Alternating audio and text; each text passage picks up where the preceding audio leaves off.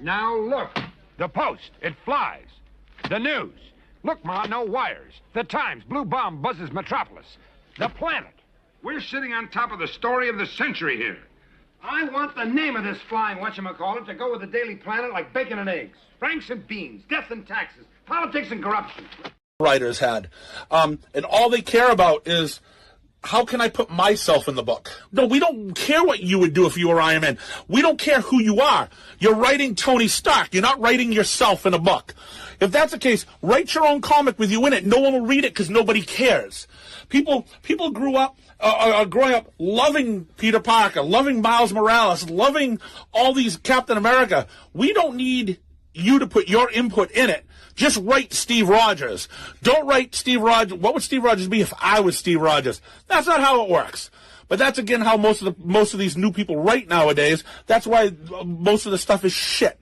Because we don't care what you would do, because we don't care about your life whatsoever. Yes, my mother twitted my fucking tipple. That clip gets me every time, man. What up, everybody? Greetings and salutations. It is I, Decrepit, your humble host for all things considered. Welcome to the number 2 Monday stream, aka Hang Out with Your Floppy, where we do comic book chatting and comic book recommendations for everybody involved. Yeah, it's great to be back for one of these again. I kind of am misplaced if I should be doing these every other Monday or try to stick to mainly doing these every week. Once a week, if you will, and I don't think I'll be doing it like the unlimited tirade schedule. I will be switching these to every single Monday as much as I am able to. So glad everybody could make it. Shout out to everybody in the chat, everybody in the building right now. If you're watching this on the replay, appreciate you watching it yet again. Thank you all as always. We got SWA. He said Floppy Poppy. Man, that should be my new name. I should be the Floppy Poppy. We got Sith Master. He said, hell yeah, finally we'll be listening while on my shift. Hell yeah, man. Welcome. Glad to have you in, man. Hope you like it. Glad you could catch the stream finally live wherever you're at in the world. And yeah, man, like put it at the beginning of the stream. Feel free to drop comic book recommendations during the stream, and be sure to make sure we keep talking about these floppy books. We always like to talk out with the floppies. Hang out with your floppy, if you will. I wanted to start this out with, we're going to get to the comic books in just a moment, but I wanted to go ahead and present something because this has been about like a week of this being in the discussion of like news networks and different podcasts. They've been covering it, especially like the Nerd Sphere people. Basically, if you guys haven't heard already, that there's been this guy by the name of John Bolerjack, and he came out saying that he has this, like never before seen footage of Stan Lee, like in his like twilight years of his life, basically doing the last bit of comic touring and the convention runs that he was going around while still under contract with Marvel, I believe. Don't quote me on that, allegedly. But yeah, man, this has basically hit the internet, and it's going exactly not how he expected it to go. He's got this Kickstarter going right now on Kickstarter.com. Obviously, as you can see here, it's called Stan Lee, The Final Chapter. And this guy has set a paywall of $300,000, basically, in order to get this documentary released. I believe this project has been out on the Kickstarter page for about a little over a week now, I want to say. And it has not even hit a third of its pledging goal. And I have a video that I'm working on to basically speak more on this. I'm just kind of touching on it during this stream right here, but I will be putting out a video, if not tomorrow, then the next day, about my thoughts and how I really feel about this, because I'm just going to say point blank that this is damn near the same kind of level of exploitation that he's criticizing other people in this documentary to have done to Stan Lee. And I just think it's dirty work. This is honestly disgusting behavior, and this is like just the kind of stuff that I expect from people in like Silicon Valley, Hollywood area to kind of attach to and kind of be okay with and be supporting this kind of content. And I can't stand this. This is honestly disgusting. And yeah, like I said, there will be a video coming out where I talk about this more in detail about how I feel about this. But if you guys haven't heard about this, go check it out and just scroll on this, man. I'll do it lightly real quick, but go to the rewards tab right here. As you can see right here, it has a rewards tab. And basically just look at all these level tiers of rewards that you get for donating certain amount of basically a certain amount of reward that you put on is depending on the kind of gift that you receive.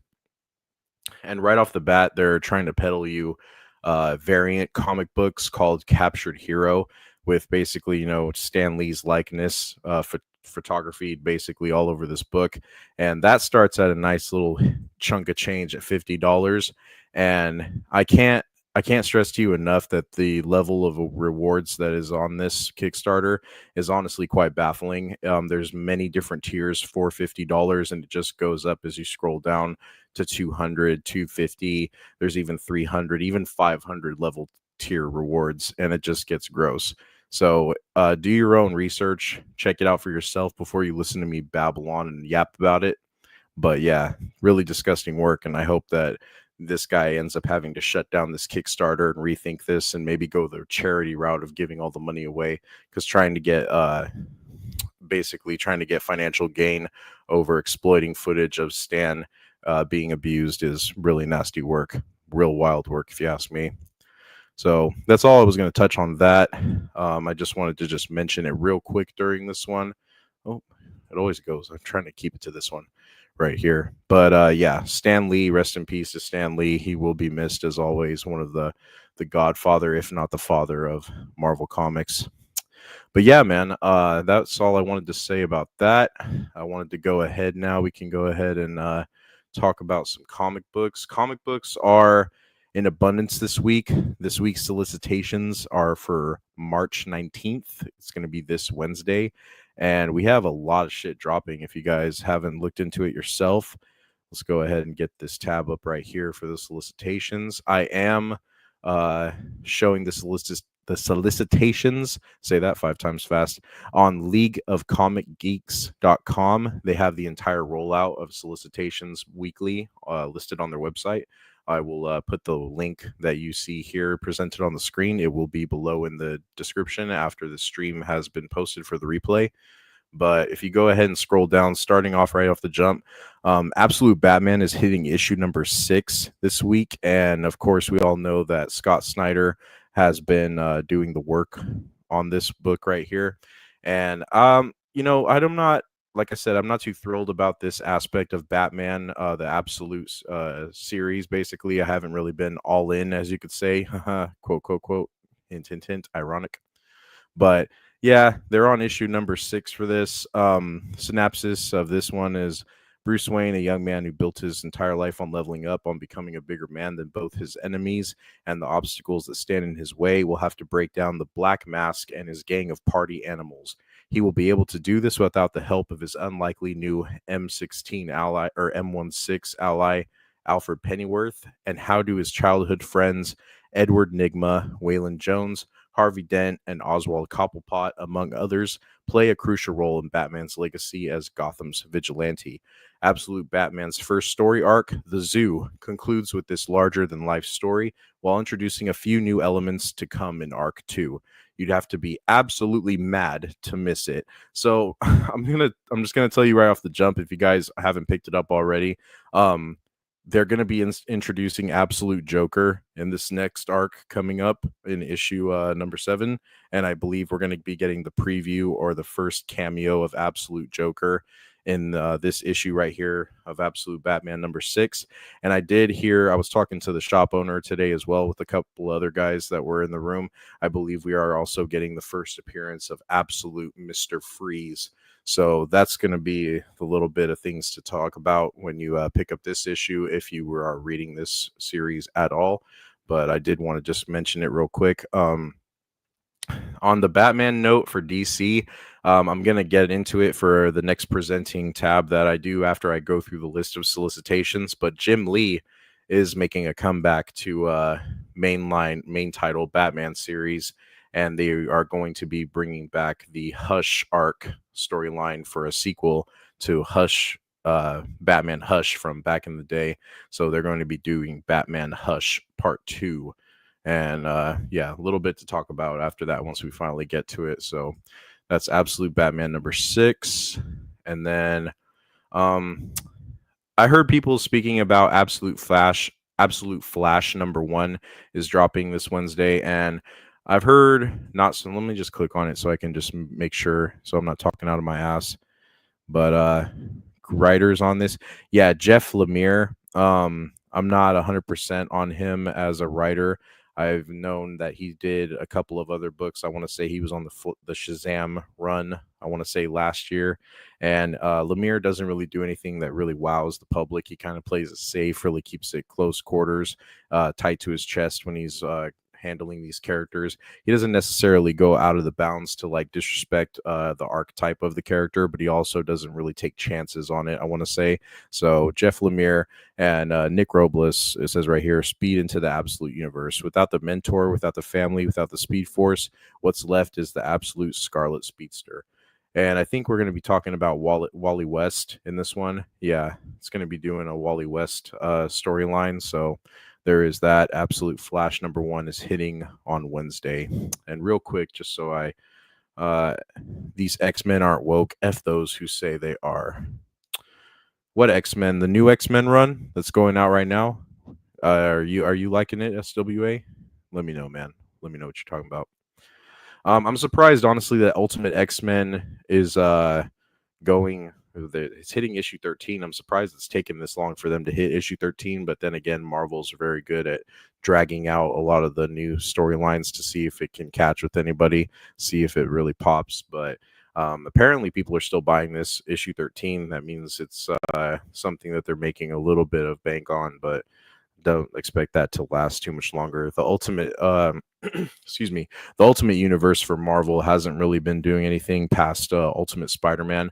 Ultimate Black Panther number 1 had a nice little splash when it first hit the racks, but other than that, I haven't heard anything good about Ultimate Black Panther. They're right over here, as you can see over to the left where I'm circling. They are on issue number 14, and like I said, these issues are already into the teens now. They are continuing on. I know for the next 2 months of solicitations, those series are still ongoing, so they must be doing something to get some people's attention. Clearly people are picking it up, but I kind of dumped off at Ultimate Spider-Man issue number 10. Jonathan Hickman was writing it, and I think they did a little bit of a switch up for the writers. I can't remember. I have to double back if I wanted to make sure, but yeah, there was that for sure going on. I heard about One World Under Doom. Everybody's in a craze right now for Dr. Doom.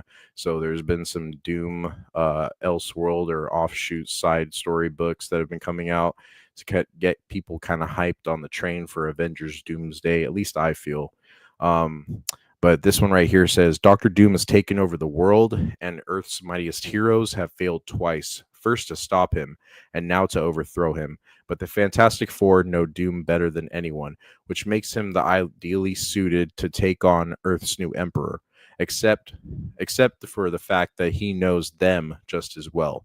As Reed Richards, Ben Grimm, and Sue and Johnny Storm prepare to face down at the United Nations, Doom pays a secret visit to speak to the only person on Earth who holds both his favor, his respect, and his love. But can Valeria Richards change her uncle's mind?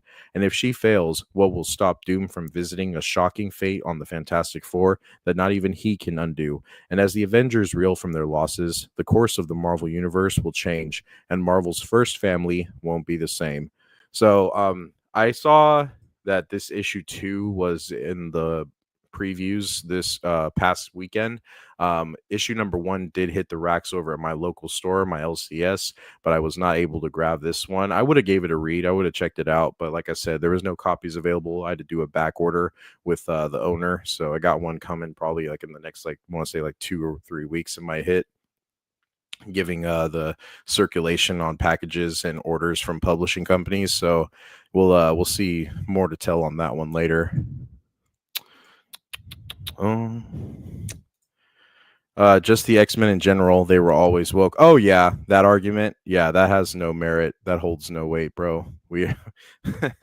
Yeah, that's not what they had in mind when they created the X-Men. it was definitely not that vibe. All right, we're scrolling down real quick right here. You got some other series that have been going for DC that they've been running, but I haven't heard anything about. I've heard squat about Catwoman. Zatanna, I know they started that one at the top of this year. They got that for the all-in run. G.I. Joe's been going strong over at Skybound. Yeah, I want to say that. Yeah, because this is isn't this Skybound, like Skybound Image? Like this, isn't that the thing, or is those two separate entities? I'm not 100% sure, but I've heard good things about the current run of GI Joe. They're on GI Joe number 5 coming out this Wednesday. GI Joe versus Cobra. GI Joe has suffered massive losses at the hands of Cobra, and now their backs are against the wall. Is it their last stand? How far will the Joes go to finally stop Cobra's plans? The world will have to find out on Wednesday, March 19th. Go pick up GI Joe number 5. All right. Shout out to everybody catching this, man, on the replay. Like I said, I wouldn't be doing these if you guys didn't enjoy it. I really like the feedback on the last one we did, so that had me really encouraged to go ahead and continue with this. So thanks again, guys. Just wanted to say that real quick. All right, we're going to scroll back down. Every time I backspace to go look at the new set of a new book, it always takes me back to the top for some reason. All right, we got Deadpool Wolverine number 3. I haven't really been reading any Marvel. I think I've said that in the last stream. Marvel hasn't been getting my attention. Only a couple DC books, and then it's mostly indie stuff that I've been digesting. I did see this one, man. I did read this issue number 1, but the Eddie Brock Carnage is a series currently right now going, and the synopsis reads: the right to remain violent. When Eddie Brock walks into a police station and asks to be arrested, you know there's going to be some trouble. When Eddie also happens to be bonded to Carnage, it's going to be a bloody nightmare. The most lethal protector of all continues his deadly mission. So yeah, Eddie Brock has bonded with the Carnage symbiote, and it's being written right now by Charles Soule. Artist is Jesus Saiz. They've been doing pretty good work. I liked issue 1. I enjoyed it. It was a bloody mess, honestly. Really violent, really good stuff. I definitely say if you're a Carnage fan, this one isn't the worst one that I've read, even though the Venom universe and the Venomverse and the all-new Venom runs have just been an absolute clusterfuck of symbiotes, and they're trying to make something pop, trying to make something people hit people in the member berries with Planet of the Symbiotes fans and what have you. So definitely, if you guys are a Carnage fan, I do encourage you to go pick this one up. This isn't the worst one that I've read in the last like 3-4 years of like new Carnage modern runs. This is actually all right. And who doesn't love Eddie Brock? So that one drops, issue number 2, Eddie Brock Carnage, on Wednesday. And real quick in the chat, SWA, not a comic, but there's a Flash trilogy and a Crisis trilogy of books written by Barry Liga, set in the Arrowverse in an alternate multiverse where Flashpoint never happened. Thought it was decent. Flash trilogy, Crisis trilogy.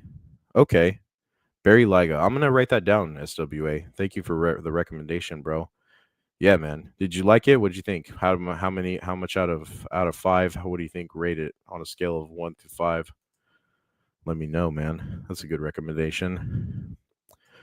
All right, let me go ahead and scroll back down on the solicitations page. Like I said, I don't want to harp too long. There's so much to get to, but so little time. I can't spend all night discussing everything on the solicitations. I'm just going to talk about some of the standouts that I feel might benefit you guys.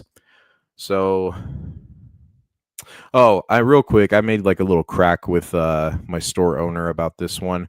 I loved how so many comic books in like, the past, everyone says like from the modern run, like the 90s and starting to now, cohesion from the comic books to the movies never really was a thing, but now we've been seeing like the turns that a lot of these new like Marvel Phase 4, Phase 5 movies have been taking, and the comics have been following suit. Honestly, the comics have been getting their cues from a lot of the film and a lot of the movies, and they've been running with it as ideas for their current floppy books and new issues that release on Wednesday, weekly and bi-weekly. So just wanted to kind of point that out. I thought it was kind of funny. We never had this, but all of a sudden, all these new issues and these new runs for Marvel and DC all of a sudden have tie-ins.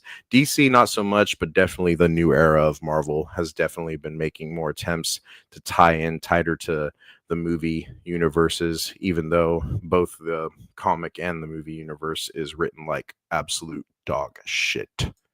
So that's all I'm going to say about that. Just wanted to make a point of it. Thought it was kind of funny. And Darth Paws rated the stream. He said Sam Wilson isn't Cap. He is not. That is definitely true. Darth Paws. Sam Wilson is not Captain America. He's a wannabe Captain America. But yeah, I'm going to go ahead and scroll back down. Like I said, it always starts me back to the top. We got Extreme Carnage, passed by that. Okay. We are getting another facsimile, it seems, anniversary edition of Incredible Hulk 340. I'm tired of seeing facsimiles and reprints, even though people like snag them up, and I always want to see people read and look at good stories that have passed and gone from DC and Marvel, but I'm just a little bit tired of seeing the reprints, a lot of the money grabbing. It's just kind of annoying. But yeah, I just a little annoyed when I see that going on, but just want to scroll down. Let's go a little bit more. This one looks interesting, from Oni Press out of Alcatraz. It's written by Christopher Canwell, and the artist on it is Tyler Crook. You guys know how I am about my indie stuff. That's usually normally what draws my attention is the independent comic books. And Oni Press, I'm not too familiar with. Oni Press is like, I'm not as deep into them as I am with like Mad Cave Studios and some of the other things. I haven't even really touched Dynamite in forever. Dynamite's just turned into utter gutter trash. But this goes, and the synopsis for this one says, and like I said, this one looks very interesting. Convicts Frank Morris and Clarence Anglin have washed ashore in San Francisco after surviving their infamous escape from Alcatraz Federal Penitentiary in June 1962. They soon meet their gruff and disappointed handler, a mysterious young woman who's also running from something, and hope to quickly get their way north to the border, if they can even make it out of Modesto alive. As a dogged feral manhunt and chance encounters threaten the desperate convicts, everyone involved is about to discover the same bloodstained truth. Life on the run is an even more hellish prison than Alcatraz could have ever been. Man, this is honestly very interesting because, like, you know, I allude to it, but I live on the West Coast, but Modesto is actually about like 2 hours away from me, and I frequent that place quite often, so it's going to be interesting seeing them telling a little story about like kind of my neck of the woods, but from back in the 60s. And you can see all the variant covers right here. I'm kind of flipping through. I think the base A cover looks the best. I like the coloring, I like the font and the displacement of the images. This looks a lot better versus like these ones, them hiding in like what, orange tree bush or a peach bush. Yeah, and I'm not a fan of like these like side profile sketch attempts. This one's okay, but not big on yellow covers, and that one's kind of corny. So yeah, I think base cover A will be it for me. I'm definitely going to be picking this one up when I can. The final order caught up from this one. Oh, it says February 24th, so that one will not be, or that will be coming out this Wednesday. I'm tripping, but for pre-orders, that's what they mean for the website. I'm so stupid on that point. Real quick, Oddball. Hey man, how's it going? Good to see you. I always see you comment on the videos, man. Glad you could catch the live. I hate reprints. So do I, dude.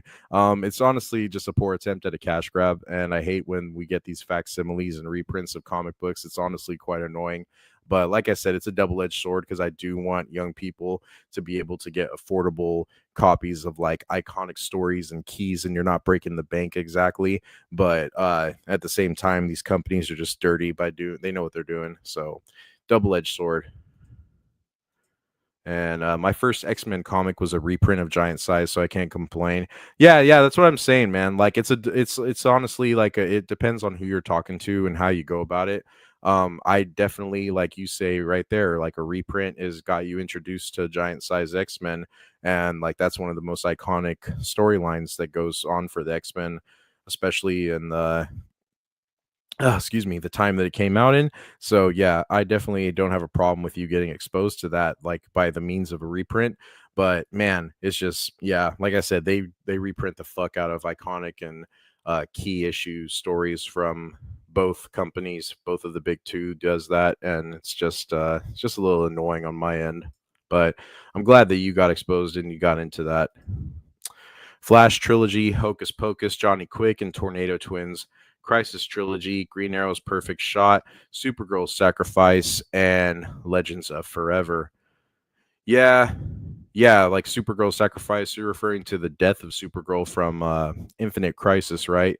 I actually have the Infinite Crisis run in my short box, my high grade keepsake personal collection short box in my closet. I have the full 12 issue run, and that's a good one, really good one. George Perez did amazing artwork on that. Rest in peace to George Perez.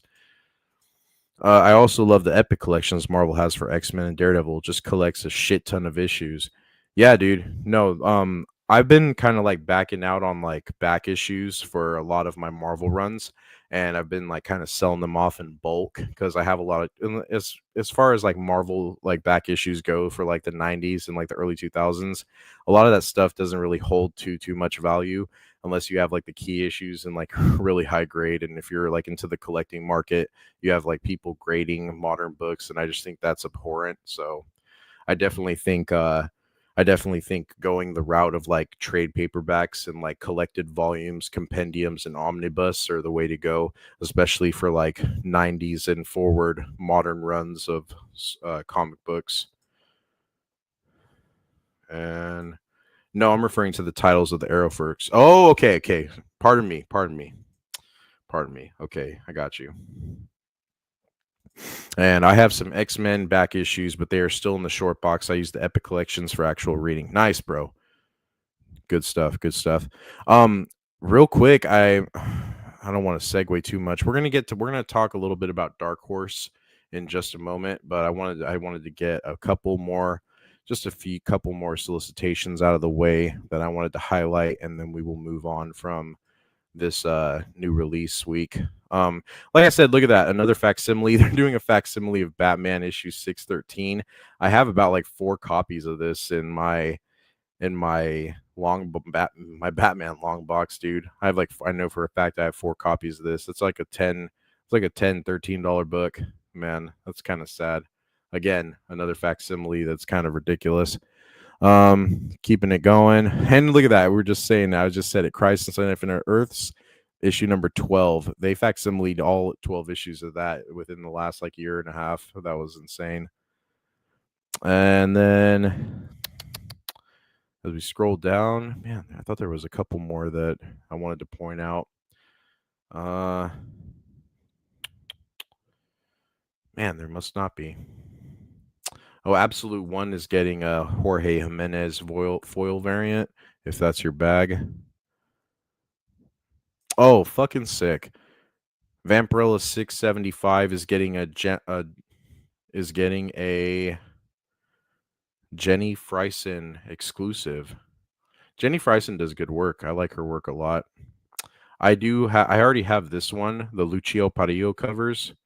I already have this one right here. Lucio Parillo, he does great work on these Vampirella books, man. So photo, hyper realistic. They're all oil paintings and just dazzling to look at. I have about like 15 issues strictly of Parillo for Vampirella tucked away in my my Femme Fatale short box, and man, just gorgeous to look at. I can't get enough of that. I'll be upfront too. I don't really necessarily keep up with the storyline for Vampirella because it kind of goes up and down and all over the place and through the loop and out the boob. But yeah, I definitely like collecting these Vampirella books. Oh. Okay, there we go. Had a little bit of a freeze. And let's go ahead and scroll down just a slight bit more, guys. Thanks for bearing with me as we go through these new solicitations for March 19th, this Wednesday at the time of this recording. And then we are getting an Art Germ Absolute Wonder Woman #1.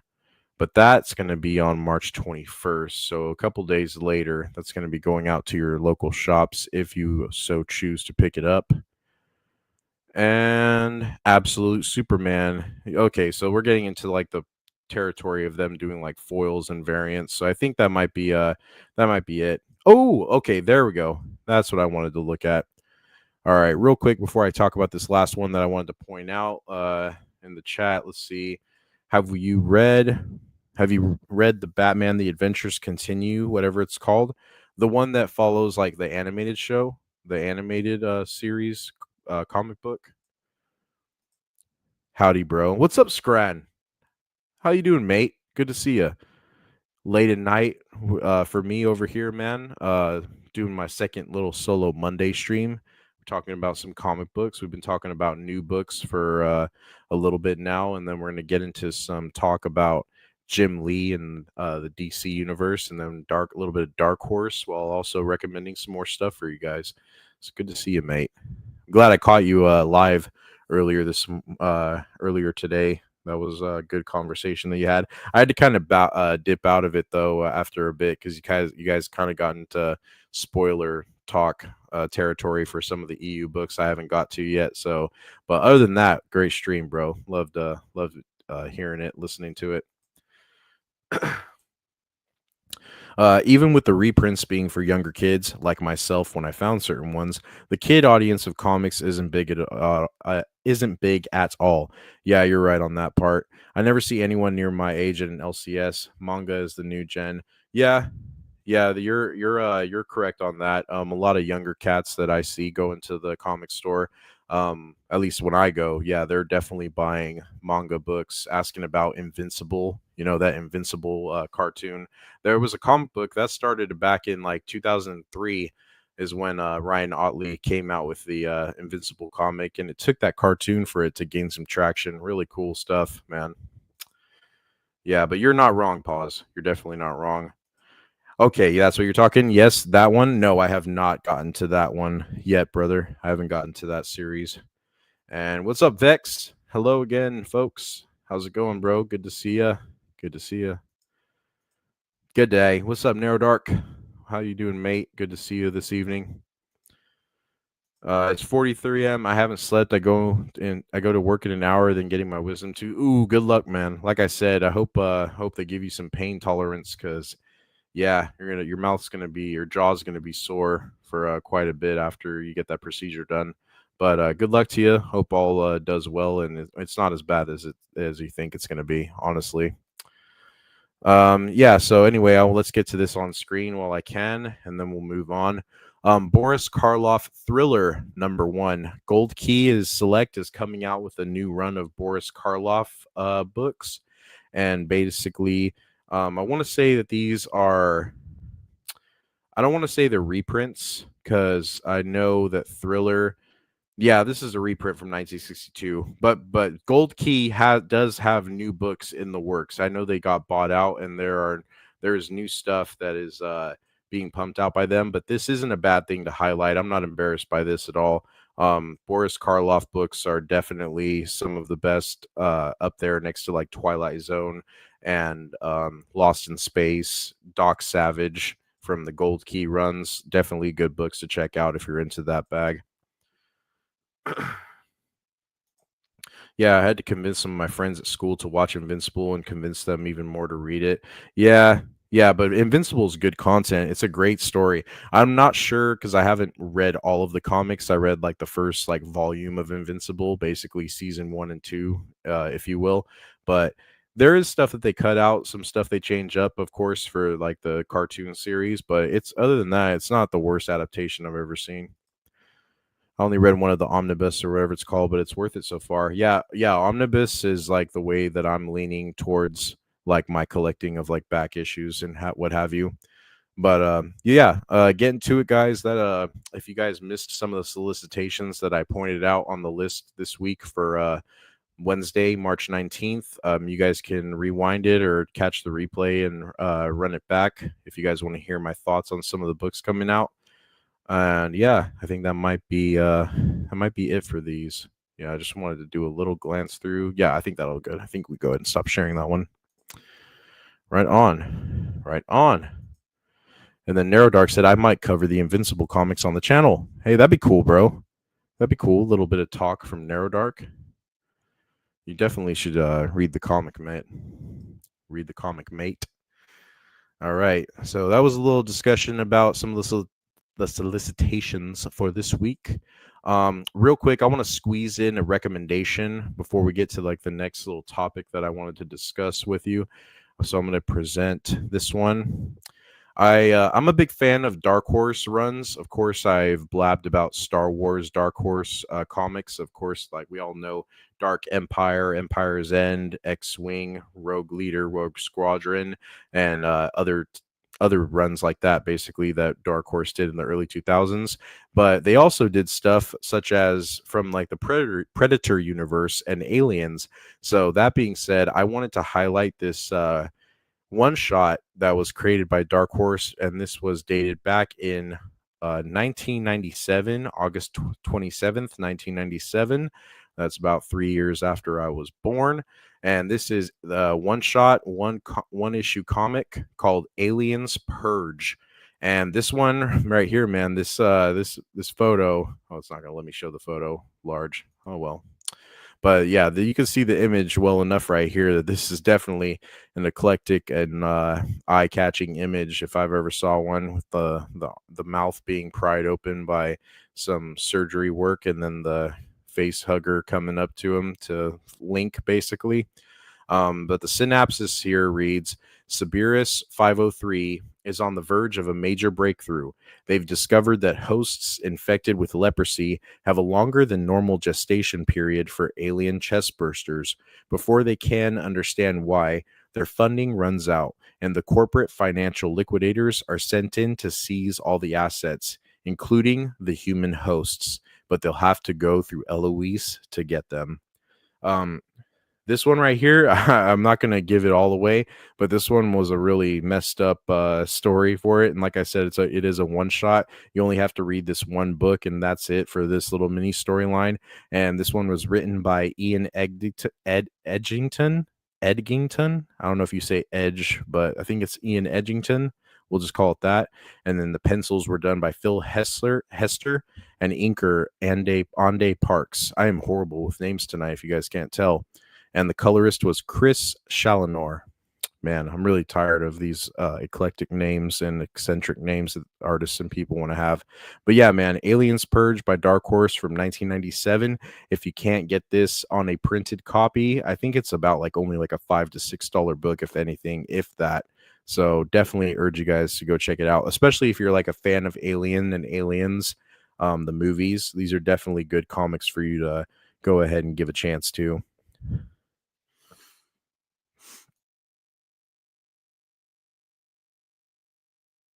All right, had to clear my throat again. How's your okay? You guys are talking to each other. Decrepit. I read a couple of Boba Fett comics that you recommended a while back. They were awesome. Oh, bro, were you talking about the open seasons? Oh no, that was Jango Fett. Yeah, Boba Fett had Overkill. That was a good one shot. That was where it's like a bounty hunting story with him going up against a couple Imperial lieutenants trying to rank up in the Empire. That's a good one. That's one of my favorite ones, is Boba Fett Overkill. But yeah, Overkill, yeah, dude, that's a great one. What other titles did you read, bro? Because I know I probably mouthed off a few, but yeah, that was the one that I definitely made sure that I shoot the good news about. Twin Engines of Destruction. Yeah, that's a really good one too. I like that one. I like Overkill a little bit more, but that one's a great one. Vex, I got the Freedon Nads Uprising, both of them. Oh, dude, I upgraded my 2 copies of Freedon Nad Uprising. It's because it's an issue 1 and an issue 2, right? I want to say it's a 2-issue series, but I could be. I want to say it's a 2-issue series, dude, because I just upgraded issue 1 and issue 2 the other day. I got rid of my shitty copies and they had ticks all over them, so I wanted to get some ones that look a little bit better, put them in some Mylar bags. That's going to go in the Star Wars box for sure, and they're going to probably get here in like 5-6 days depending on how the shipping goes. We've been having gnarly weather over here lately too, over in Central California. But yeah, man, to wrap it up, my recommendation, one of my first recommendations for you guys tonight, Aliens Purge, 1997. All right.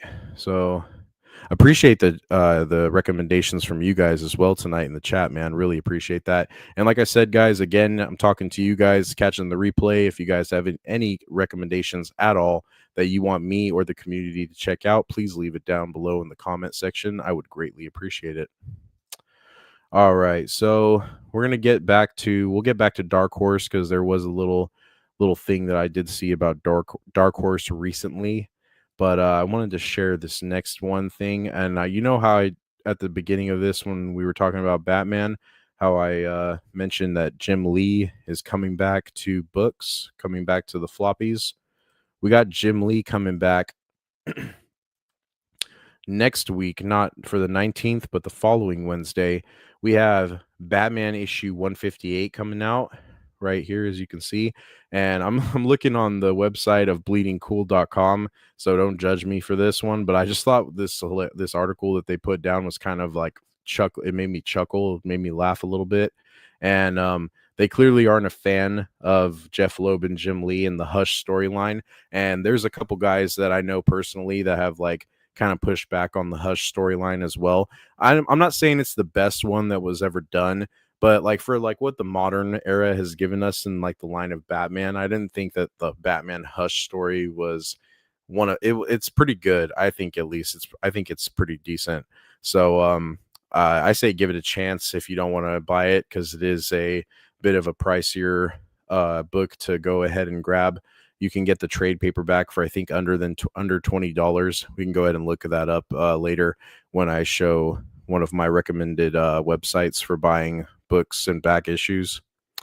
But this right here goes to say, and like I said again, bleedingcool.com, so don't judge me 100%, but just how meta is Batman issue number 158, Hush 2 by Jeff Loeb and Jim Lee. And this does contain spoilers. I'm just going to try to read this little synopsis on the top, and I'm going to try to just read the article summary and not spoil everything. Like I said, if there is some guys or some people, folks, ladies, whatever, in the room that do want to end up reading this on your own time, I don't want to be the reason that you get all ruined and you get all pissed off. But, you know, I'm just giving you a fair warning. He says right here as the first article summary, Jeff Loeb and Jim Lee return to Batman 158, Hush 2, a sequel tackling sequel culture head on. The story revisits classic Batman motifs, with Hush torturing Joker for past crimes against the Bat family. That's kind of interesting. And then Talia Ghul unexpectedly saves Batman, setting the stage for more family and trust dynamics. In 10 days' time, Jeff Loeb and Jim Lee are returning to the pool for Hush 2 and Batman 158, 20 plus years on. Tommy Elliott was a childhood friend of Bruce Wayne who attempted to murder his own parents and inherit their fortune, but Bruce Wayne's father saved Elliott's mother's life. Yeah, that was the thing that I got mixed up last time. I couldn't differentiate in the last stream when we talked about this if it was Thomas Elliott's father or mother was the one that died in the first attempt, and then Bruce's dad saved him or her to be able to live on. So that's the differentiation right there for you, that I just forgot it the last time we talked about it. But it says right here, Tommy grows up to become a neurosurgeon and tries to destroy Bruce Wayne and Batman. Thought drowned. The 20th anniversary reprint showed that he survived. And yes, Hush 2 feels like a cash grab, an act of desperation, but how much do they admit it? Quite a lot, from what I understand. This is not just a sequel, but a sequel about sequels.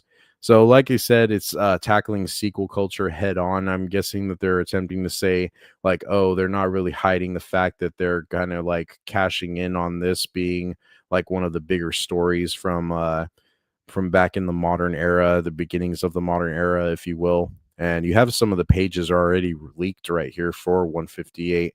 You have the iconic returning of the Joker fish, as you can see right here in that bottom panel. I forget what issue of Batman that's like one of like the iconic cover keys with like Joker holding the two Joker fish. I can't remember exactly. Real quick, it's in the chat before I keep going with the article. Not sure how I'd rate the books. I think it's worth a read. Okay, got you. Okay, you guys are talking to each other. Right on. Congratulations, man. That's a good deal. Pause. That's a good one, man. Congrats. Yeah. Congrats, bro. Yeah, that deserves. I don't have the you chose wisely clip, but that's definitely worth a little clip.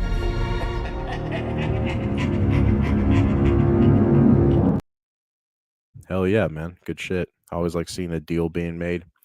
But yeah, anyway, the article continues with some more. I'm not mad at this artwork, dude. I'm not mad at this at all. Like honestly, like Jim Lee's Jim Lee for a reason. I had my issues with Jim Lee being. I have my issue with him being like the head of DC. He's like the CEO of DC, and he's making horrible decisions for the brand. But when I see stuff like this, man, I see this artwork that he's still capable of doing. I'm like, dude, just take over the fucking book for us, please.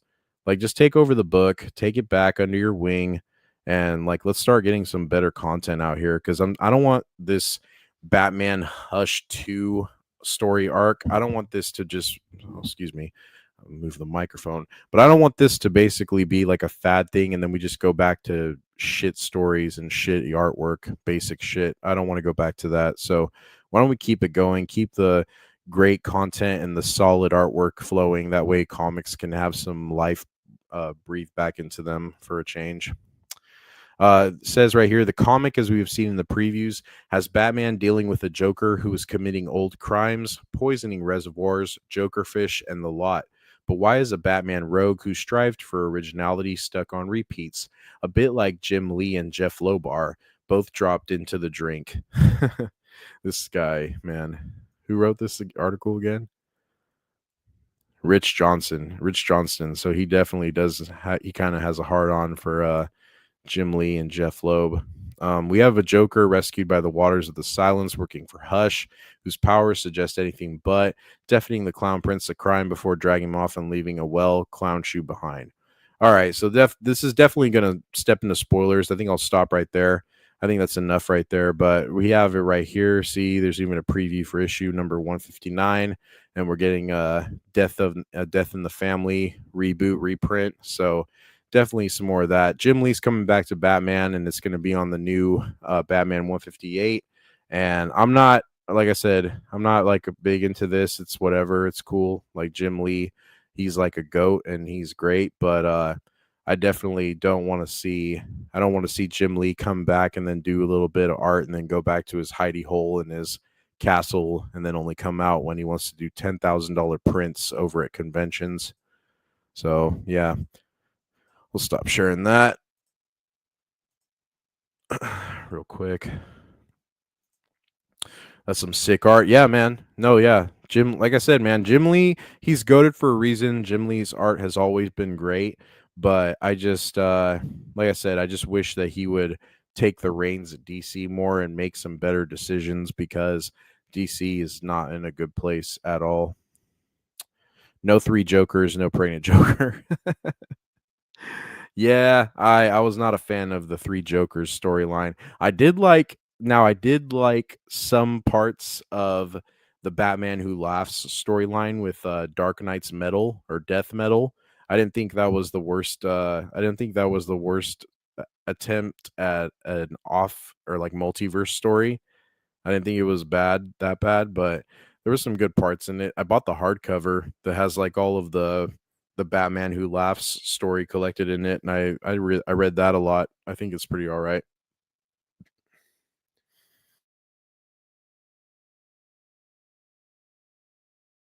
Excuse me. And then we got a question. Decrepit, what's your favorite Marvel comic story? I know you're more of a DC guy, but it's been interesting to hear.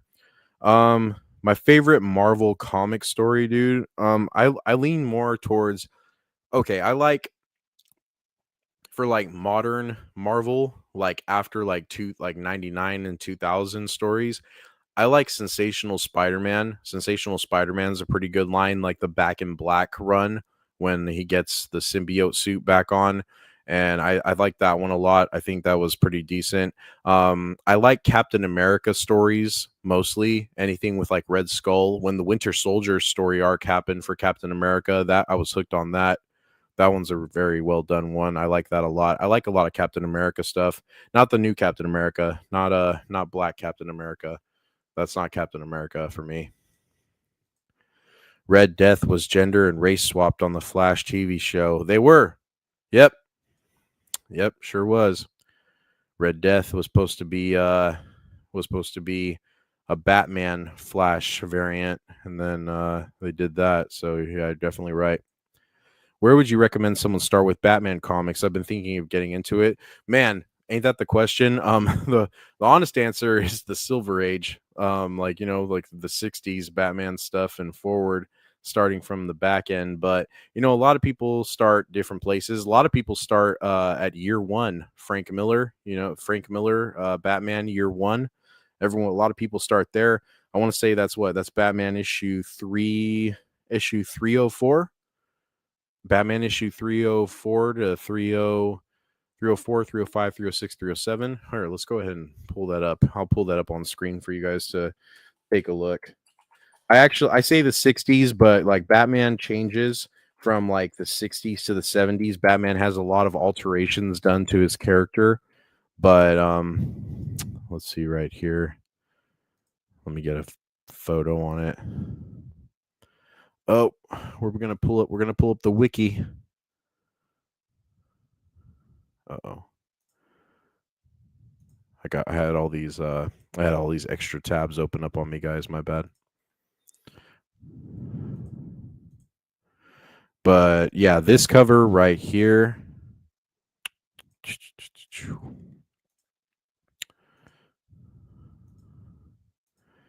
Yeah, this one right here. I suggest you could start here. Batman Year 1, Part 1.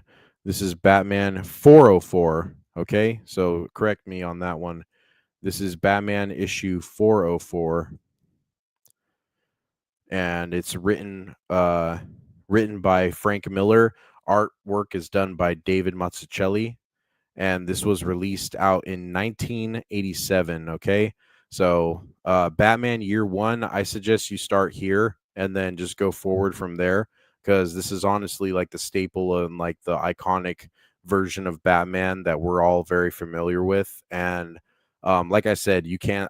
I'm a purist, so not to be ironic, but I am a Batman like stan, and I say you should start in the Silver Age, just so you can see how Batman started out, and he like made his different like iterations and transformations given what kind of artists and writers had a hold of him at the current time. And then you can see how he progressed into the Batman that we know and love iconically to this day. So Batman Year 1, Frank Miller, David Mazzucchelli, Batman issue number 404. I suggest you start here if you want to start with Batman. This is definitely a good starting point to go with. And then this leads you into eventually the Nightfall Protocol with Bane breaking Batman's back. So yeah, definitely could recommend you start here at Batman Year 1. Real quick, let's get caught up to chat. Have you ever read any of the Claremont X-Men era issues? If not, I can't recommend it enough. Yeah, I'll be upfront with you, because like I said, I'm not as big of a Marvel head, and I know that might be a sin. And Claremont X-Men is like I regarded as one of the best, if not like the definite version of the X-Men that everyone should go ahead and check out. But yeah. I haven't gone into it, but yeah, I definitely have to go into it one day. Maybe I'm gonna buy the omnibus when I get my hankering and my fix for wanting to dive into X-Men. I'll probably buy the omnibus, the collected volumes. I've only read Star Wars comics, so I'm pretty much a comic normie. No worries, man. I'm gonna actually. Speaking of Star Wars comics, my next recommendation is going to be a later Star Wars comic, but we're going to get to that right now after I get to this. Ghostface recommended the same one to me. Oh, okay, right on. Yeah, thanks for yeah, man. Yeah. I don't know Ghostface like that. I know we see him in chat. I don't know him personally, but or like his opinions on like comic book stuff. But yeah, Batman Year One is definitely a great starting point. Good starting point. Hope that DC animated goes back to Elseworld stories. It was at its best with that instead of interconnected universe. I wouldn't be mad at that. It'd be better if they went with the Elseworld stories in animation versus their like mainline live action films. Like I know I brought it up the last Monday stream, but man, dude, the Clayface movie being like a solo thing happening in the DC universe, like James Gunn is trying to start this new whole like reset, quote unquote reset or like DC universe kind of thing, and you're giving us Clayface, Sergeant Rock, and all kinds of other weird shit. It's just it doesn't really add up for me. So I don't really recognize it as a fresh start. It's more just like piling on to like the Elseworld and the solo films that have been coming out prior. Are the comics correct connect directly to the animated show? I love that series. The Batman Adventures continues, the one we were talking about earlier. Is that what you're talking about, bro? Lucifer, the DC run? No, I have not. But I really like Constantine and Hellblazer. I really like that run. So I gotta try that. No, yeah, that's funny. James Gunn is cooking raw chicken. Yeah, yeah. Uh, yeah. Superman might be unsuccessful. I have the unnerving feeling that you might be correct. Yeah, man. I don't want to feel that way. Like I said, we all gotta wait for the movie to finally come out. But I just don't know, man. I just don't know. I just don't know, bro. Um, sorry, I was asking if there are any comics that connect to Batman the animated series. Sorry, typo. Oh no, no worries. Yeah, the Batman Adventure Continues series that had part of it going for it. Um, there was an actual Batman the animated series like comic book before Adventures Continues, and that's the one that has the actual like key issue of the first appearance of Harley Quinn. So I know that for a fact. I have some faith in Gunn to properly adapt Superman. Well, like I said, man, we'll see. You and me have talked about it, Narrow Dark. We've talked about it and discussed how, like the buddy hero villain team up films has been something that he kind of leaned on. He did it with we all know how he came into the game with Marvel and Guardians of the Galaxy, and his Suicide Squad film was well done, but it was just kind of in that same ballpark of like content and what he's familiar with. So I would like to see how he handles a big key iconic player such as Superman in his own titled film, when we also have all of these like corporate entity heroes such as Mr. Terrific and Guy Gardner's Green Lantern, and plenty of other people on the roster for the film going to be swirling and swimming around Superman in his own film. So, like I said, we just got to wait and see, man. It could be a clusterfuck, it could be a masterpiece, but who knows? But all I do know is that it has to make money for DC. It definitely does. Narrow Dark, he ruined Warlock and Drax. He's not doing Superman well. Narrow Dark is on the hopium. Can never have anyone with full creative control. Most people, yeah, dude. And the way that James Gunn has been like doing like the campaign and like the marketing for all this, it's really odd. It's like really weird. The posts that he's been doing in the form of fashion that he's been releasing like promo for this stuff, it's just been kind of odd. It's kind of weird. There needs to be better marketing for this film. It's coming out in July, for God's sakes, and like not enough people.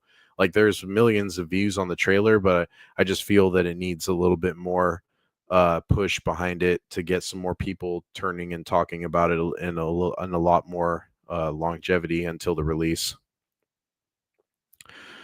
Can never have anyone with. Oh yeah, I already read that. I'm more interested in that Green Lantern show. So am I. You know how I stand with that. You know how I feel. All right. Fantastic and Superman both are going to suck. We'll see, man. I don't know. Fantastic Four, I have more optimistic feelings about than Superman, even though I disagree with casting choices. But like I said, we have to wait and see. Real quick before I get too carried away with you guys in the chat, my next recommendation for you guys this evening, if I can again pull up my share screen. Shout out to all of you guys, man. Thanks you guys for your interaction and your recommendations to me during the show. Really appreciate it again, man. Thank you. All right, so my next recommendation for you guys is coming from Dark Horse again, and this time it's coming from 2005, same year of our Lord and Savior, Revenge of the Sith, Anakin Skywalker, aka Darth Vader, aka Swish Swish, lightsaber go swish. Star Wars X-Wing Rogue Leader #1 of 3, a 3-part miniseries from Dark Horse, and this is available worldwide from Dark Horse Comics, available in the UK from Titan. In the wake of the death of the Emperor, and so, this is a little bit right after Return of the Jedi, right? And the destruction of the Death Star 2, a group of rebel pilots are looking forward to some well-deserved R&R. I mean, man, they just went up against the fucking Empire and won. Instead, they run into a deadly attack by vengeful Imperials that changes the course of all their lives. Rev up your engines. It's time for the Rogue Squadron to fly again. Join Luke Skywalker, Wedge Antilles, and the rest of the Rogues on a mission that will define them as heroes, not just of the rebellion, but as heroes for the whole galaxy. A return to one of the most requested storylines in Star Wars history. So yeah, man, I'm gonna recommend this one for you guys and let you give you a little preview of some artwork right here from the pages of this book. Man, dude, I fucking love B-Wings. I love these goddamn ships so much. They're so cool. B-Wings are sick. Hey, Decreba. Hey, John. How you doing, man? Good to see you. Good to see you. Real Shift mentioned the Guardians 2 wasn't great and noticed that Gunn basically had full control. Yeah, that's what makes me worried when he has his hands on everything. Fantastic Four looks more interesting than Superman, that's for sure. Yeah, we agreed on that the last when we talked on the last Unlimited Tirade. Me and Narrow Dark did agree on that. Yeah, just get Pedro out of there. Yeah. Damn, I want to collect this now. I've never seen. Yeah, dude, the Dark Horse runs for Star Wars, they went in. They went fucking in. This is, like I said, this is Rogue Leader. This is Rogue Leader, 3-part series, but they did Rogue Squadron for, I want to say, like 40 plus issues. Oh, look at that, man. Look at that. A B-Wing, a B-Wing doing a bomb drop. No gravity fed bombs. I know it's on the surface of a planet, but still, none of that bullshit. None of that dumb shit. And look at that, man. Just the design of a B-Wing. So excellent. I fucking love those ships, dude. Goddamn. Can't get enough of this. Let me think. Let me see. If I backspace, you can see exactly how many X-Wing books was put out by Dark Horse. And right there, pause, you can see that you have so many X-Wing Rogue Squadron issues. I want to say these go all the way up to issue. I'm seeing issue 35. So yeah, X-Wing Rogue Squadron there's 35 issues that you can get. 3-part series for X-Wing Rogue Leader, and then Rogue Squadron Masquerade is another short one, and then another short series, Blood and Honor, and In the Empire's Service. So you got plenty of X-Wing content that you guys can go digging from the Dark Horse Vault for certain, man. This is a lot of good content right here. X-Wing stories are quite excellent.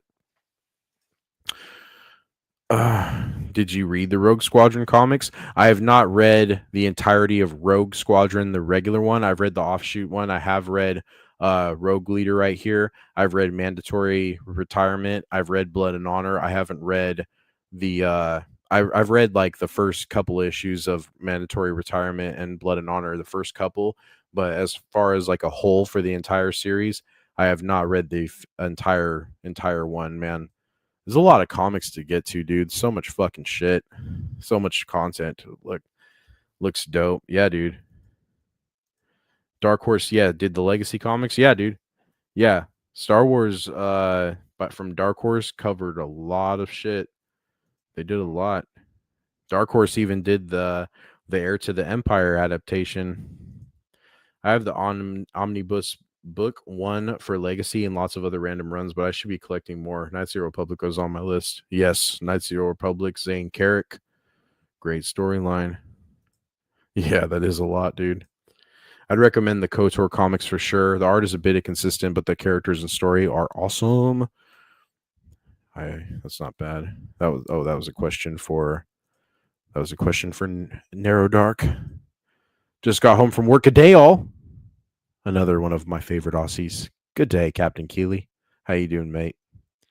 We're already an hour in. We've gone over new solicitations. We've done a couple of recommendations, talked about Jim Lee a bit and the Batman stuff, and now we were just talking about some of the X-Wing books put out by Dark Horse back in the day, back in 2005, if you will. I was telling everybody the year of our Savior and Lord, Anakin Skywalker, aka Darth Vader from Revenge of the Sith, 2005. But yeah, man, lots of good stuff by Dark Horse. We're going to go ahead and stop sharing that one right there. All right. So that was another recommendation real quick that I did for you guys. Was there any recommendations else from you guys in the chat? Anybody had anything else that they had questions about? Any other comics that you were curious about, seeing maybe if I read them, maybe if you wanted some feedback? I would greatly appreciate that. And like I said, I keep pounding it into I keep pressing the issue on the replay. Please leave recommendations in the comment section for me, guys. And I'm sure everyone else in my community over on the channel will check it out as well. Jango Fett Open Seasons is gas. Have you read it? Of course I have. No, yeah, dude. Open Seasons is amazing. The lead-in from Open Seasons. I first got exposed to Open Seasons when I played Bounty Hunter, and I played Bounty Hunter on the GameCube for the first time back in 2000 and fuck, dude, I think it was 2006 or 2007, 2006. It had to have been. I played it on the GameCube, and I did all the extra bonuses in the missions to where you unlock you basically unlock the comic book in the video games for you to read, and it's a nice little build up and like showing the background of how Django came across Tyrannus and got into the whole league of like being the donor for the clone for the clone army, basically. But it goes into depth about like Django's background as like a Mandalorian and a foundling of Jaster Muriel, and it's such good stuff, man. And like the battle that they had with like the the other factions of Mandalorians known as the Death Watch. So really good Jango Fett comic if you guys are ever interested, man. Thought you were going to say punching down. No, I meant to say press the issue, and then I was saying punching or pounding the hammer. I don't know where I was going with that, but it's late, man. You have to excuse me. Also, the Shadows of the Empire comics, they're both short 6-issue series. Yes, Heir to the Empire, Shadows of the Empire, Empire's End, Dark Empire, all that shit, man. Dark Horse did all of it. Dark Horse even did adaptations for the prequel comics. Like I have the 1 through 4 for Phantom Menace. I have the 1 through 4 for Attack of the Clones, and I have the deluxe editions for Revenge of the Sith, all through Dark Horse. Dark Horse really, really cared about Star Wars, man. Isn't the comic in the game? I heard that once, but I never tried to find it. The comic, it was. Yes, man. You unlock, find the secrets and the missions and the levels, and you unlock the comic book. It's about like 70 something pages that you get to read in the game if you find all the secrets and the missions. Yeah, man. I thought it was really cool when I found it. Like I had no idea.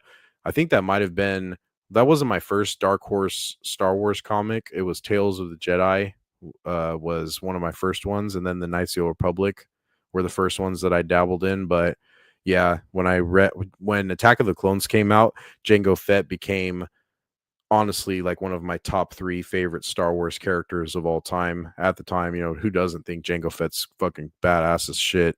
So Definitely was hyped when I saw that. Have you ever watched Naruto or Naruto Shippuden? I've watched Shippuden. I've watched quite a bit of Shippuden. I've read the manga for Naruto. I've read the manga. I think I left out. I think I read it like 3/4 of the way, and then I started reading Death Note, and Death Note took up my whole time because I got bored a little bit with Naruto. So, like, apologies if that's a sin, but yeah.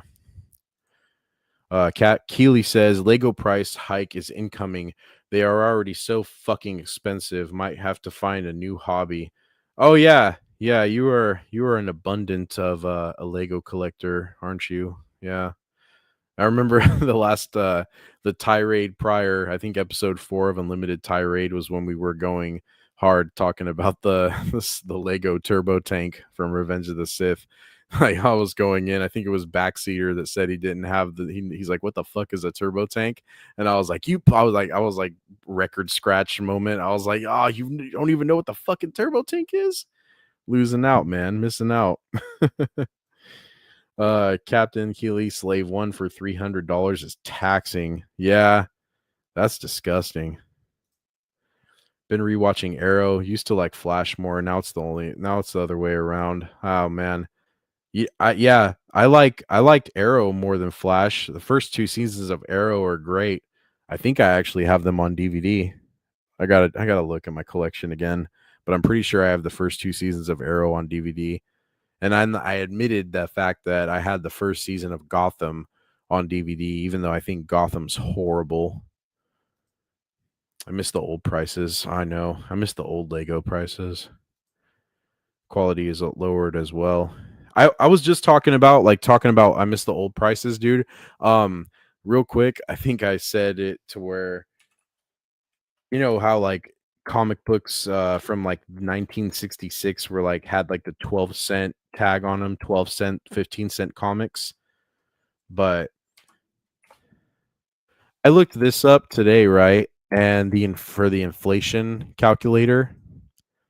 And right here, if I can present this to you guys, I know this is not a big deal. This is honestly my little gripe to my little axe to grind real quick. But if I can show you guys, comic books back in the day, especially I specifically put for this inflation calculator in 1966, 12 cents was an average cost for a comic book, right?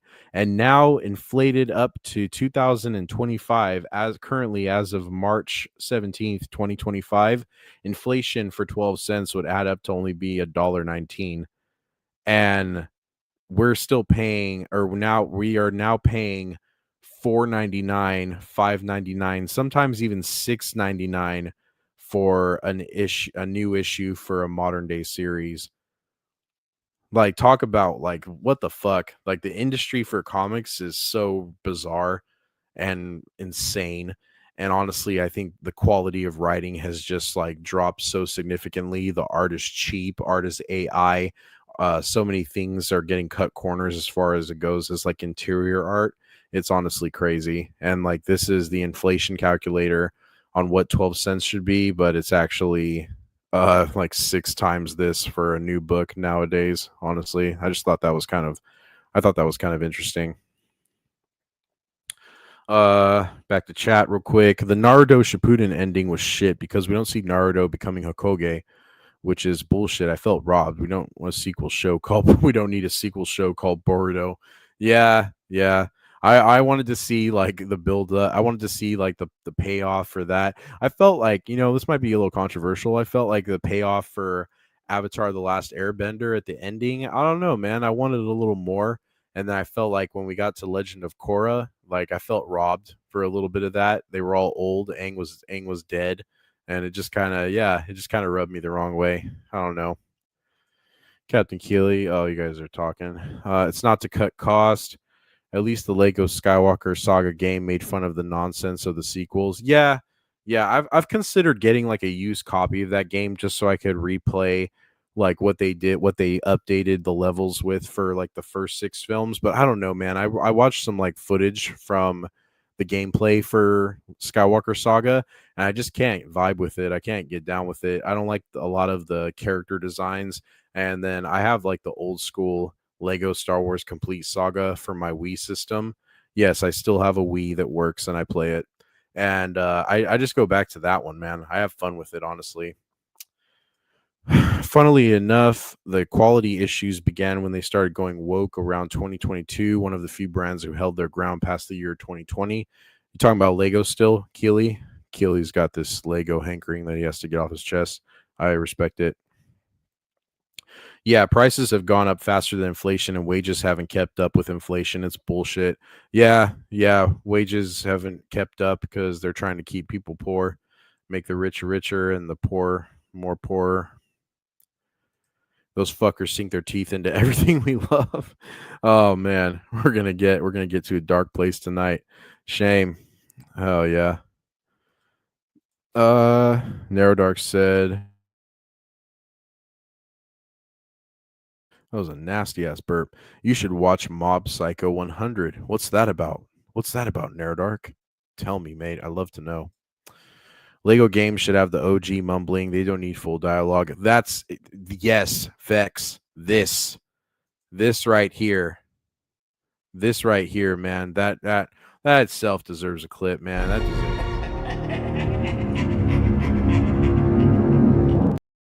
That's true. So true, bro. Couldn't agree with more. Something really funny about calling Lego woke. The plastic pieces from Germany are telling me to be trans. It's all about the elimination of the middle class, man. What happened to customizing characters? It's all dead. All your favorite things are dead. Oh, dude. Oh man. All right, going on a tangent about Lego. Let's go ahead and do another recommendation for you guys real quick. For comic books. I don't know if I exactly shared this or spoke about it the last time that I brought up comic book and horror independent stuff the last time, like I said.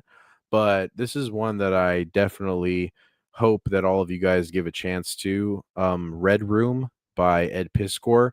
I think I mentioned it briefly. I'm pretty sure I did on the last time, but if you guys haven't, Red Room is set off by different miniseries under the banner of the Red Room series, basically title line.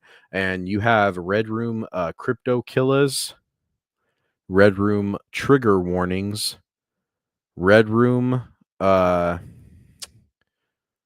the basic Red Room issue number 1 and issue number 2, the antisocial network. So there is like there's different facets of this series right here for you guys to sink your teeth into. I do recommend that you guys get the trades on these ones. Save yourselves a bit of time trying to hunt all of the back issues. But if you're on a website like this, fancygraphics.com, they got these reasonably for $3.99. And I know I just bitched and complained about inflation prices, but $3.99 for this series right here is definitely worth it. This is definitely a good series for you to check out. The artwork that's done in these books is by far some of the best work that's ever been put out by Ed Piskor. And, unfortunately, Ed Piskor is no longer with us. So we have to basically just kind of harp and hang on to the stuff like this that he's released for us. And this was all released back in 2023 of the summer of 2023. And it's fairly easy to still come across this, but I reckon probably in like 5 to 10 years, it's going to be a little bit more in the sought after realm of books that's kind of hard to find for you. So definitely go get the trade paperbacks of these if you can. I have to get this one next, the Antisocial Network. I have to get this trade myself.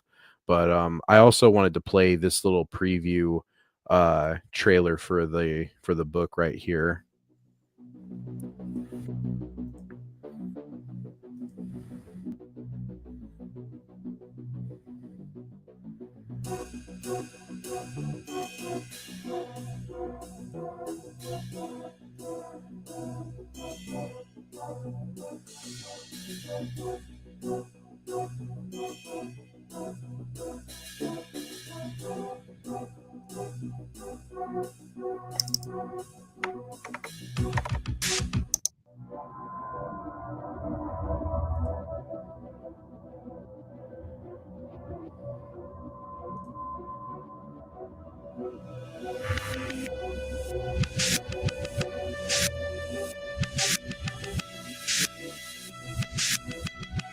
Yeah, man, just like a little trailer, just to kind of show you guys, give you a taste what the energy from these books kind of brings to the table.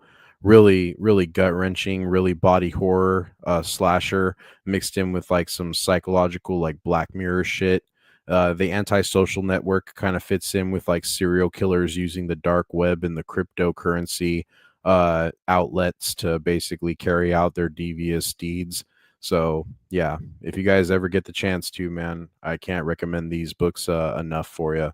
And I'll just go ahead and end it right there. Oh, real quick, I want this fucking issue right here, the free comic book day one. I need to get me one of those. That cover is sick. Okay, I'll get enough of that. It's red. Sorry, I just had to. No worries, man. No problem. Mob Psycho 100 is an anime about a kid with psychic powers who hunts spirits, made by the same creator as One Punch Man, and the art for the show is awesome. Okay, bro. Okay, is that a is it a show or you said? Hold on, let me scroll up. You said I have to read it.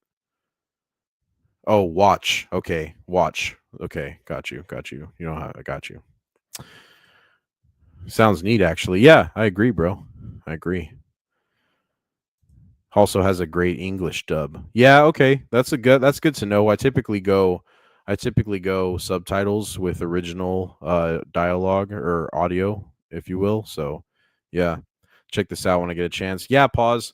Yeah, I hope you're able to get your hands on it, given that it's like rated mature. It's a rated mature book, but I'm pretty sure you've seen worse. as has every kid on the internet probably has seen worse than this. So yeah, however, whatever means that you have of attaining it, good luck to you. But yeah, can't recommend Red Room enough. Okay. Oh, you guys are just talking to each other. Okay, my bad. All right. Talking about Red Room, and I mentioned the creator Ed Piskor. I definitely also wanted to shout out and highlight the YouTube page that was created by Ed Piskor in collaboration with one of his buddies, Jim Rugg, who's also a comic book artist, and they have like a little trailer to their YouTube channel that I want to play for you guys to watch, basically maybe to encourage you guys to go ahead and give a chance to go watch some great comic book content by these guys. We're talking like amazing breakdowns by them. They basically have like an overhead camera where they put a comic book on the table, digest it slowly for the reader, as well as giving them commentary as they flip through the pages and just admiring the artwork and some of the panel outlining and the dialogue choices for certain books and certain characters in the books. So I know it sounds like some basic shit that anybody could do it, but the way that these two guys go about it, man, is just honestly impeccable. And like I said, unfortunately, there's no future episodes available for this show, but you can go and check out their back catalog, and they cover a lot of fucking comic books. So I'm gonna go ahead and play the welcome to Cartoonist Kayfabe video that they have on their page, and let's go ahead and just kick back for a couple minutes and watch this.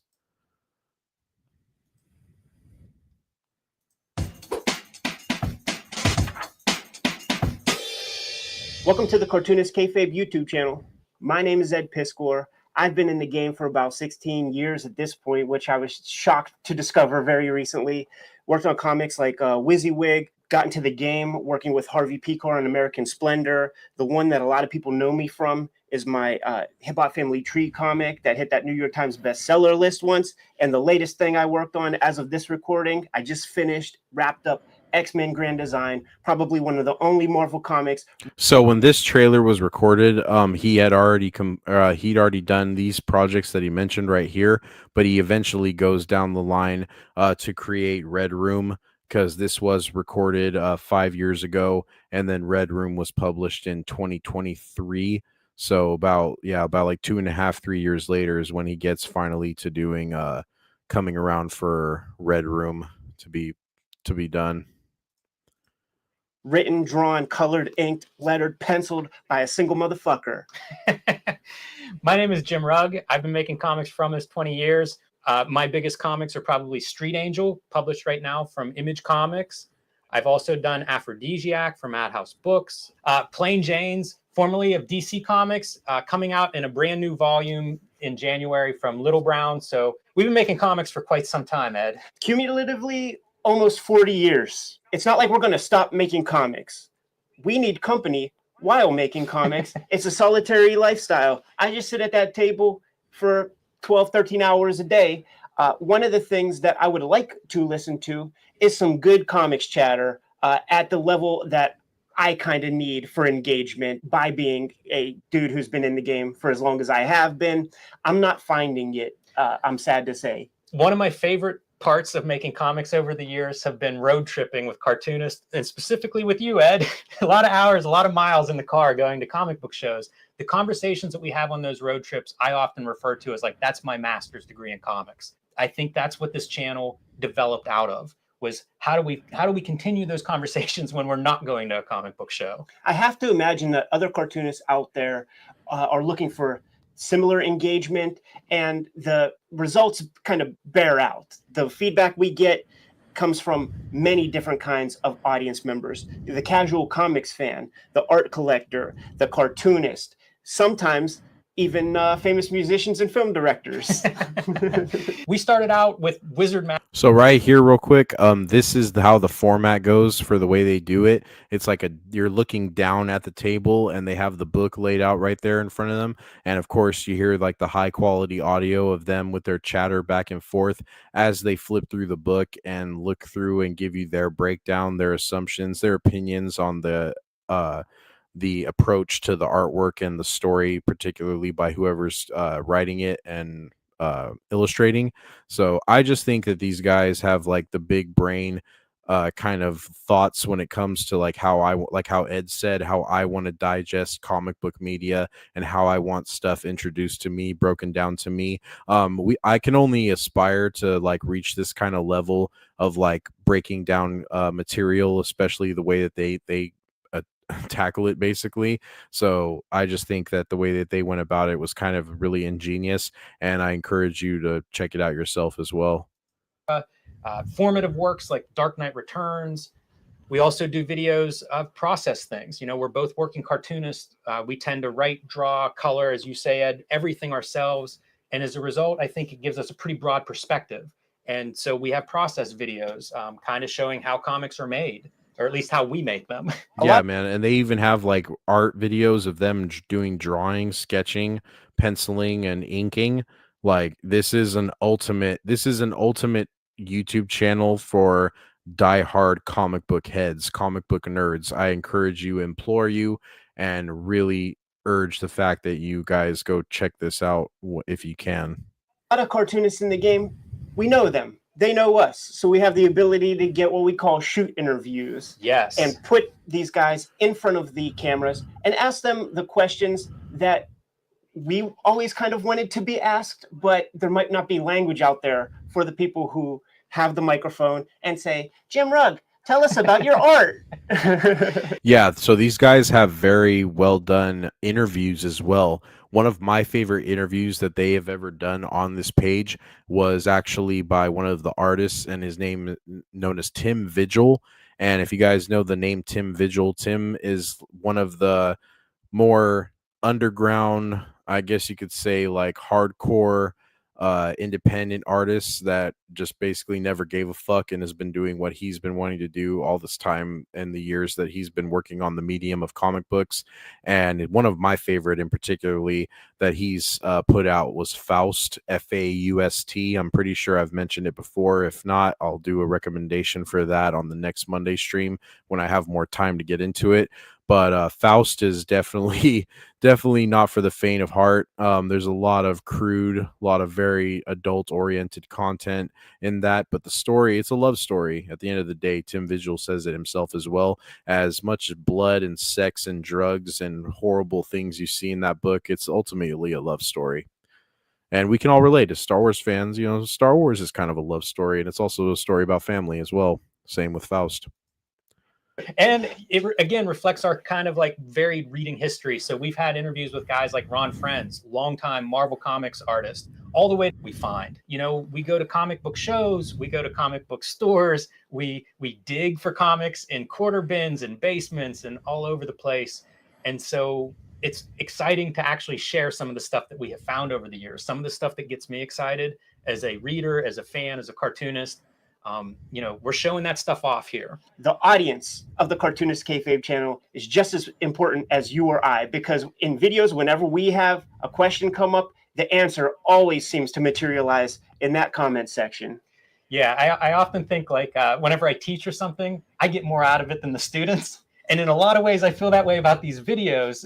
You know, as fun as they are to make, and it's awesome to see people watching them, I'm getting a lot of information back. You know, I can attest to that, man. Like, I'm not on the same wavelength that they're talking about, because they're talking about something way more that higher up than my retard brain can fathom at a time. But I definitely learn more when I read the comments and like get a lot of feedback from you guys.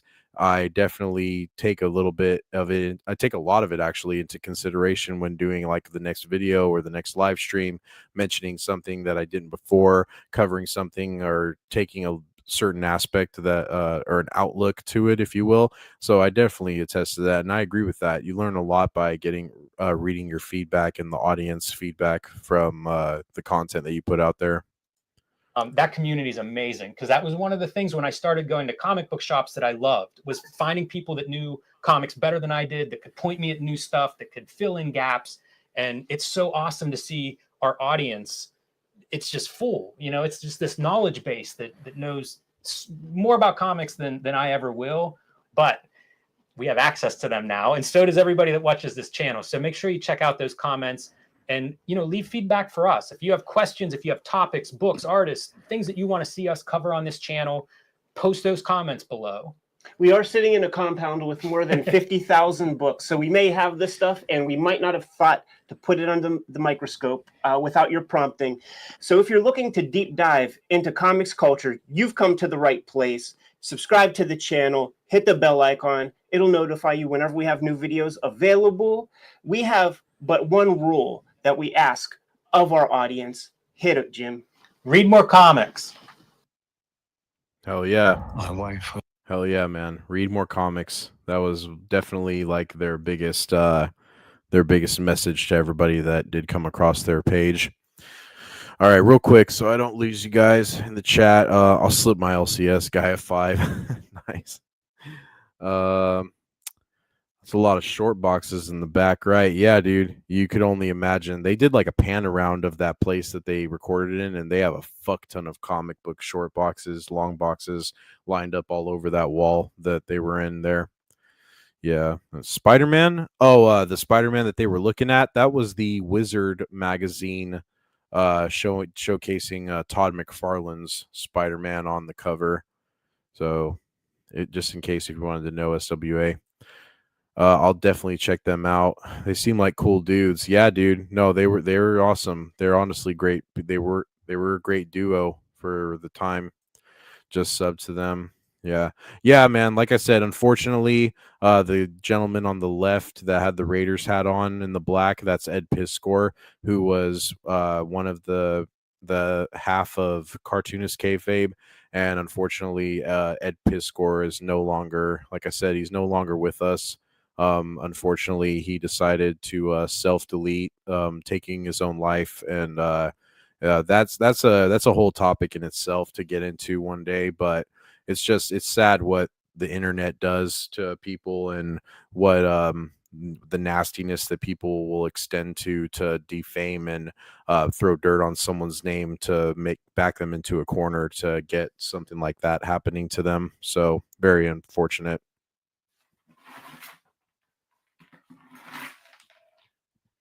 Sorry about that. There was a bug on the floor. But yeah, rip Ed Piskor. Netflix live action Avatar Last Minute is garbage, and season 2 is going to be yeah. I didn't even bother. Rip. Yeah, bro. Yeah, it's unfortunate, honestly, but there's so much content on that page of theirs. Like I said, there's interviews, breakdowns of books under the microscope, as Ed Piskor said himself right there. Plenty of things for you guys to go check out on their channel if you guys are just downright and you want to get into some real nerd shit about comic books, man. Rip. That was a recent video. No, that video was done 5 years ago as a trailer for their channel. The last video that was put out was last year, and there was about like they had about like 10 to 15 videos in the vault before he unfortunately before his passing. And in his goodbye farewell letter that he put out, he told his buddy basically to put all the videos that they had stocked up in the vault to put them out. And yeah, man, it was just sad situation all around. His sisters go around and they run an Instagram page and a Facebook page called Ed Piskor's Legacy, and they go around spreading awareness, for stuff that has to do with self-deletion for people that have issues and stuff like that. They're going around doing promotion for also his books like The Red Room, Hip Hop Family Tree.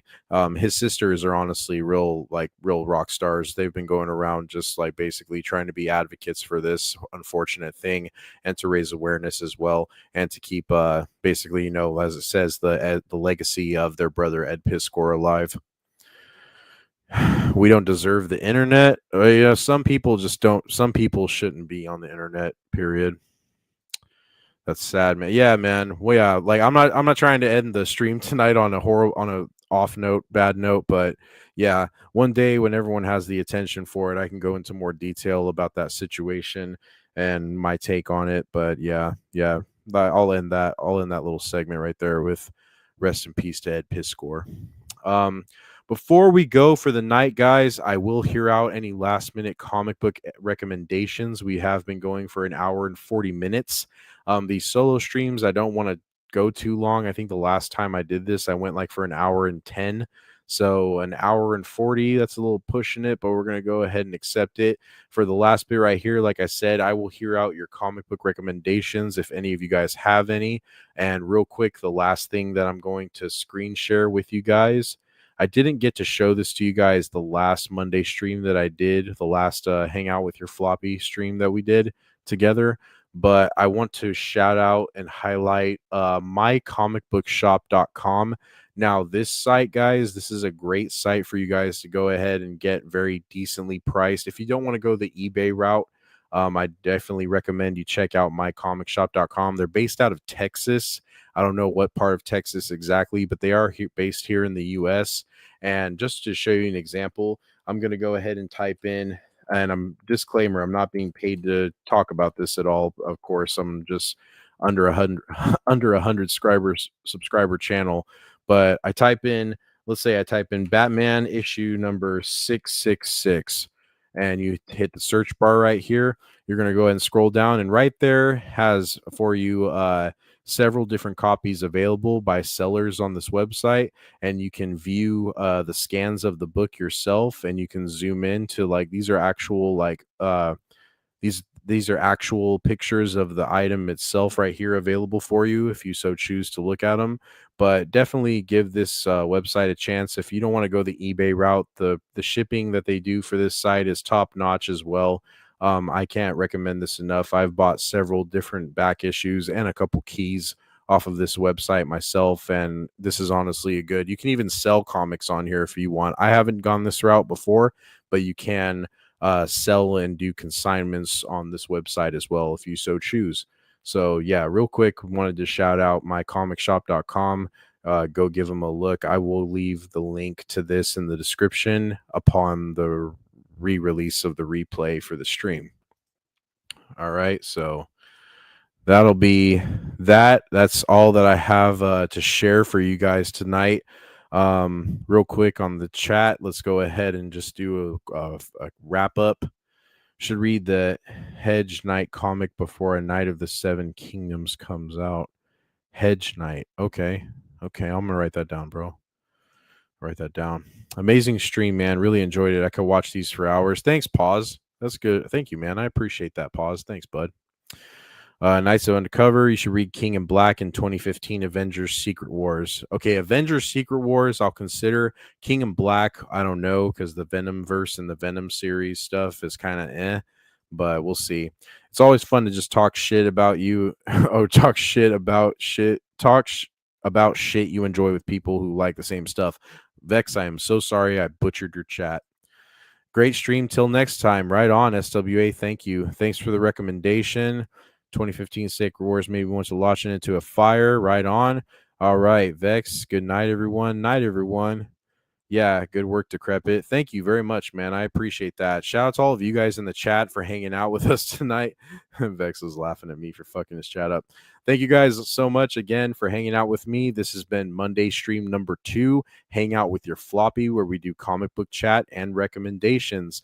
Thank you guys so much for watching. If you're catching the replay, be sure to leave a like, hit notifications for the next stream we are doing. Unlimited Tirade episode 6 is going to be this Thursday with me, Captain Keeley, and hopefully Narrow Dark. Catch you guys later, and we'll see you next time. Peace out. Now look, the Post, it flies. The news, look, Ma, no wires. The Times, blue bomb buzzes Metropolis. The Planet, we're sitting on top of the story of the century here.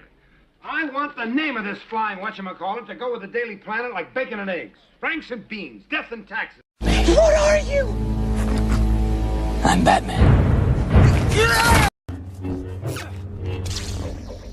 Surely you can do better. Writers had.